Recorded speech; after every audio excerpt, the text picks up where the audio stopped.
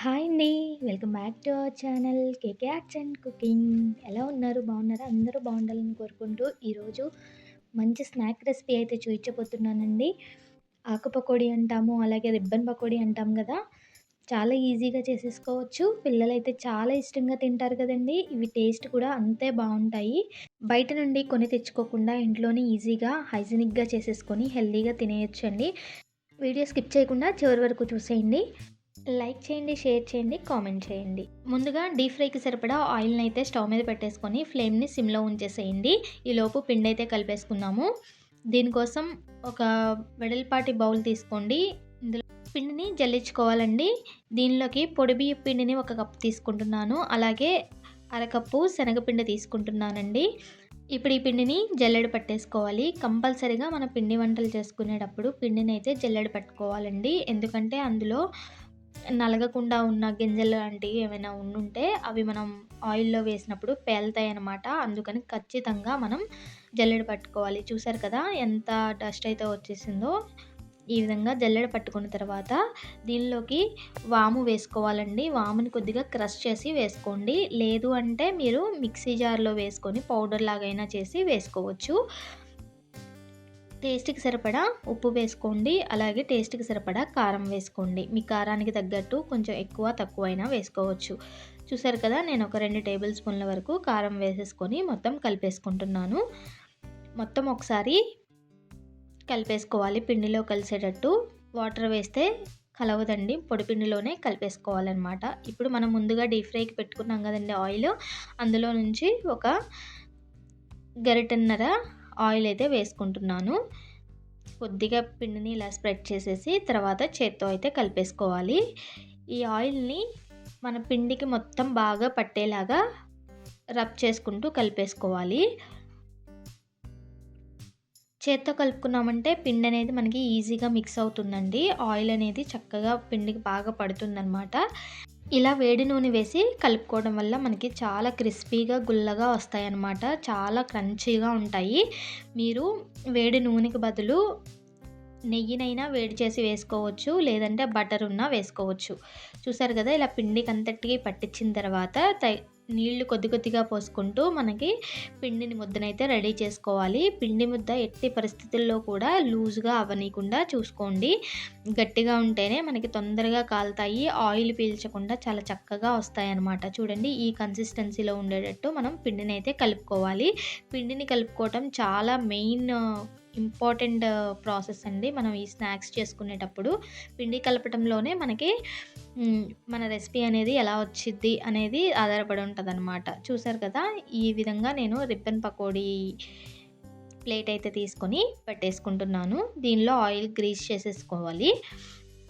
పిండి అనేది అంటుకోకుండా ఉంటుందనమాట. ఇలా సిలిండర్ షేప్‌లో చేసేసుకొని పిండిని పెట్టేసుకోవాలి.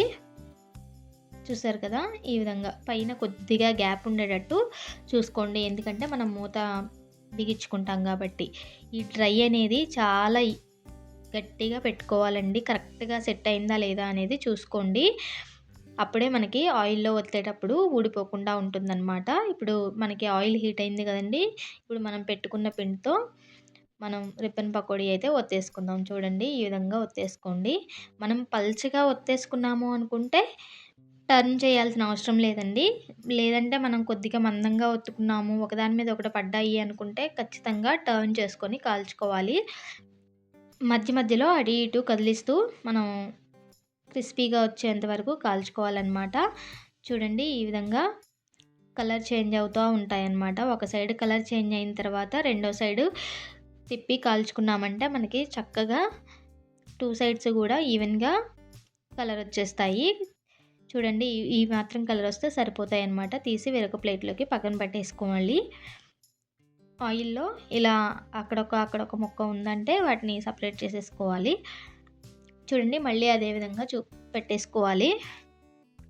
పిండిని ఈ విధంగా సిలిండర్ షేప్‌లో చేసుకొని మురుకులు గొట్టంలో పెట్టేసుకొని డ్రైని చాలా గట్టిగా పెట్టేసుకోవాలండి. నీట్‌గా ఎక్కిందో లేదో చూసుకోండి. మళ్ళీ చెప్తున్నాను ఇది చాలా ఇంపార్టెంట్ అనమాట. ఎందుకంటే ఆయిల్‌లో ఇలా మనం గన్ ప్రెస్ చేసేటప్పుడు అది ఊడిపోతూ ఉంటుందండి.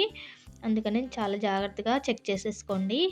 చూడండి ఈసారి నేను ఫస్ట్ టైం కన్నా రెండోసారి ఇంకా ఎక్కువగా ఒత్తేసాను. ఒకదాని మీద ఒకటే వచ్చేసాయి కదా! అయినా ఏం పర్వాలేదండి. ఇప్పుడు మనం దాన్ని టర్న్ చేసుకుంటాం కాబట్టి 2 సైడ్‌లు చక్కగా కాలుతుంది. మనం శనగపిండి వేసాం కాబట్టి ఇవి ఎక్కువ సేపు కాలడానికి టైం అయితే పట్టదండి. చాలా తొందరగా కాలుతాయి. చూసారు కదా! ఈ కలర్ వస్తే తీసేసుకోవాలి. మరీ ఎక్కువ కలర్ అయితే రానివ్వకండి. మనం తీసిన తర్వాత ఇంకా కలర్ చేంజ్ అవుతాయి కాబట్టి మనకి క్రిస్పీగా వేగాయా లేదా అని చూసుకొని తీసేసుకోవాలి. ఇదే విధంగా మనం కలుపుకున్న పిండి అంతటిని కూడా చేసేసుకోవాలి. అంతేనండి. చూసారు కదా! ఆకు పకోడీ అయితే చాలా ఈజీగా చేసేసుకోవచ్చు. బయట కొనకుండా ఇంట్లోనే ఒక గంట కష్టపడ్డామంటే మనకి స్నాక్స్ అయితే రెడీ అయిపోతాయి. పిల్లలైతే చాలా ఇష్టంగా తింటారు. స్కూల్‌కి స్నాక్స్ బాక్స్‌లో పెట్టడానికి చాలా బావుంటాయి. అలాగే ఈవినింగ్ టీ టైమ్ స్నాక్ లాగా పెద్దవాళ్ళైనా, పిల్లలైనా చాలా హ్యాపీగా ఎంజాయ్ చేస్తూ తినేయొచ్చనమాట. ఇదండి ఈరోజు రెసిపీ. చూసారు కదా! నచ్చినట్లయితే లైక్ చేయండి, షేర్ చేయండి. అలాగే మీరు మన ఛానల్‌ని ఫస్ట్ టైం చూస్తున్నట్లయితే తప్పకుండా సబ్స్క్రైబ్ చేసుకోండి. ఇలా ఒక బాక్స్‌లోకి పెట్టేసుకొని మూత పెట్టేసుకున్నామంటే మనకి 1 మంత్ వరకు కూడా చాలా ఫ్రెష్‌గా ఉంటాయన్నమాట.